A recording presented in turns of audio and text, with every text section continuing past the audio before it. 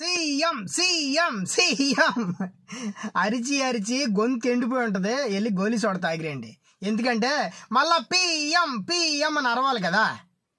మిమ్మల్ని అందరినీ పిచ్చి పులకాలు చేసాడు చంద్రబాబు.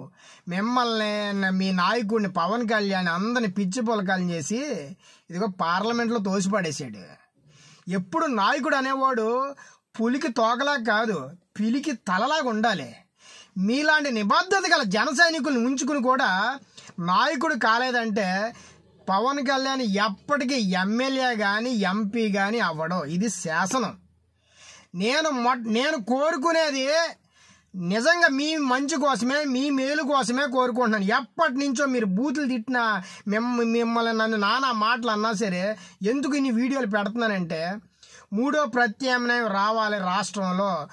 75 సంవత్సరాల నుంచి ఆళ్ళు లేకపోతే వీళ్ళు ఇంకొకరు పరిపాలించొద్దా?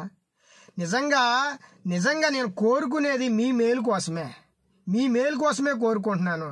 ఈ రోజున మీరందరిని సంకనాకించేశాడు చంద్రబాబు. ఈ రోజున లోకేష్కి లైన్ క్లియర్ చేసి మీ ఓడిని పార్లమెంట్లో తోసిపడేశారు. రేపో మాపో జనసేన అన్నది కేలికతం, దుకాణం బంద్. ఏదో ఒక పార్టీకి మధ్య అయిపోయి కలిపేసి ఇదిగో మీరందరినీ కూడా పిచ్చి పులకాలు చేసి పడేస్తాడు.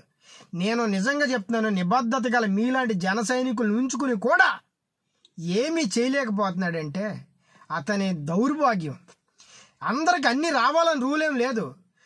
నేర్చుకోవాలి, లేకపోతే మేధావుల మాట వినాలి, లేకపోతే ఇదిగో ఇలాగే సంకనాకి పోతాడు పవన్ కళ్యాణ్.